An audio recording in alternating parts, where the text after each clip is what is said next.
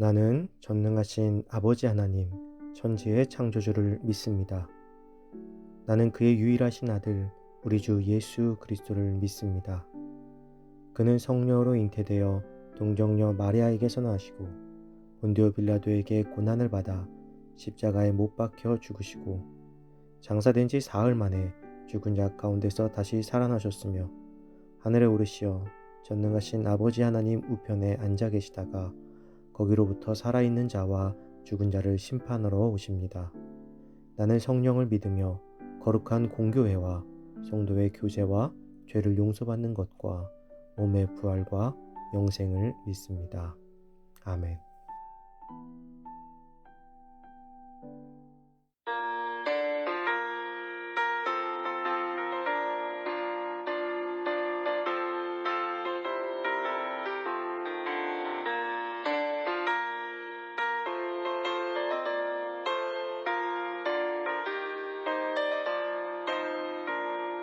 찬송을 향해 가는 성도들아 안길의 장애를 두려워 말라 성령이 너를 인도하시리니 왜 지체를 하고 있느냐 앞으로 찬송을 향해 나가세 천성문만 바라보 나가세 모든 천사 너희를 영접하라 문 앞에 기다려 서 있네 너 가는 길을 누가 비우거든 확실한 증거를 보여주어라 성령이 진히 감화하여 주사 그들도 참 길을 찾으리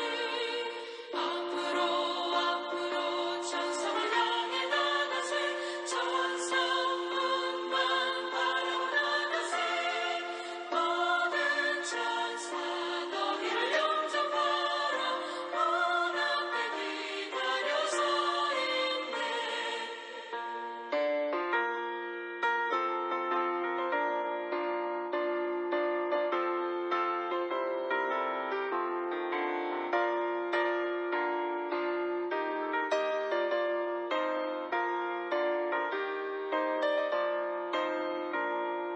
너 가는 길을 모두 가기 전에 내 손에 든 검을 꽂지 말아라 조각이 흉계 모두 깨뜨리고 끝까지 잘 싸워 이겨라 앞으로 찬송을 향해 나가세 천성문만 바라보 나가세 모든 천사 너희를 영접하라 문 앞에 기다려 서 있네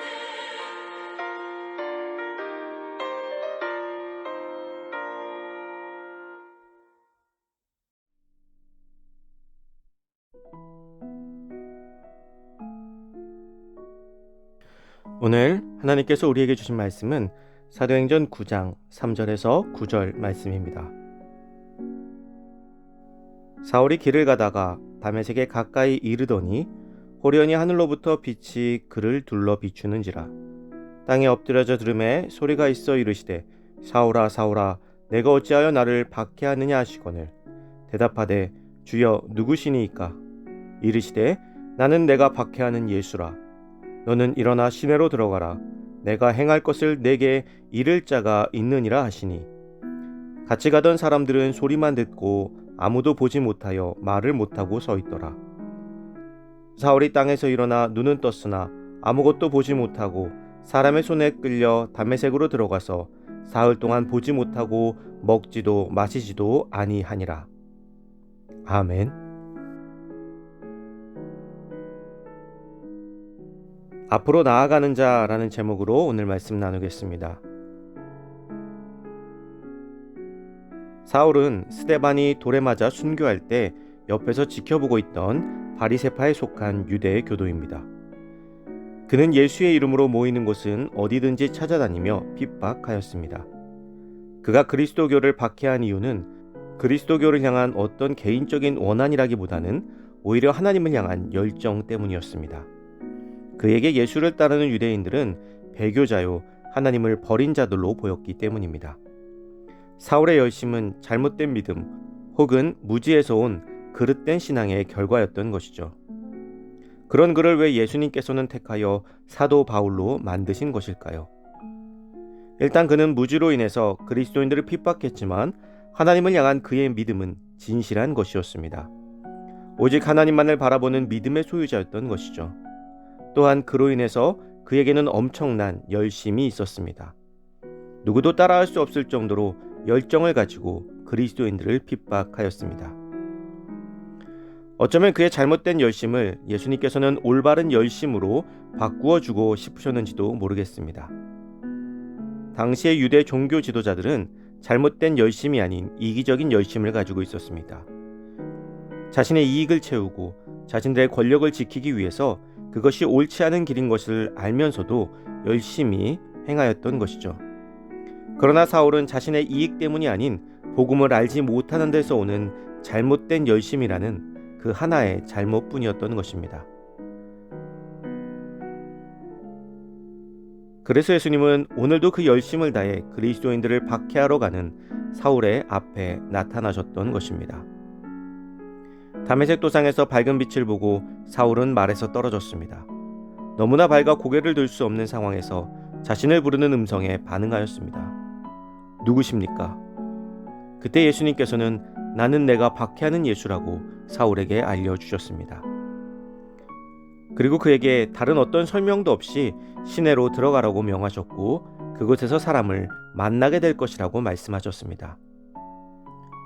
이때 사울의 심정은 어떠했을까요? 자신의 무지에서 온 잘못된 열정이 자신의 눈을 멀게 하고 결국 그 죄의 값을 받게 되겠구나 이렇게 생각했을지도 모릅니다. 그래서인지 그는 예수님의 말씀에 아무런 반박도 없이 순종하여 시내로 들어가게 됩니다. 그리고 그곳에서 사흘 동안 먹지도 마시지도 아니하였습니다. 마치 자신의 잘못에 대한 회개를 하고 있는 모습처럼 보입니다. 아마도 이때부터 사울은 자신의 죄를 회개하였을 것입니다.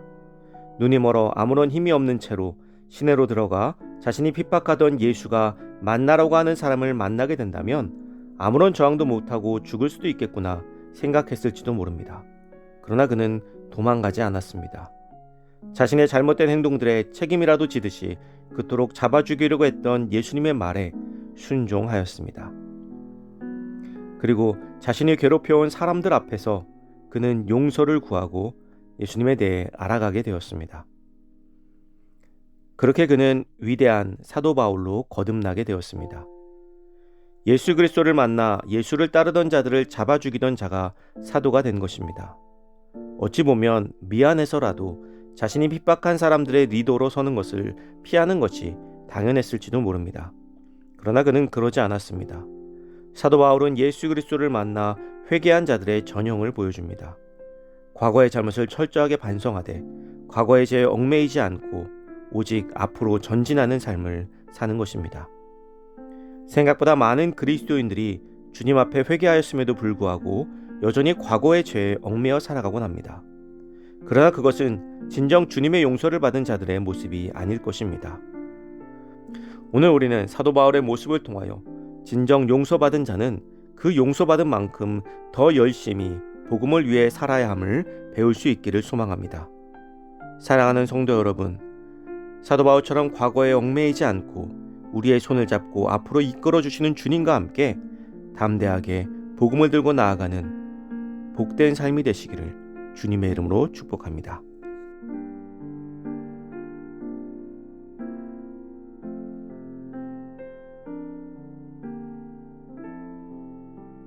이 시간 주어진 기도 제목을 놓고 기도하고 또 각자의 기도 제목을 가지고 기도하도록 하겠습니다.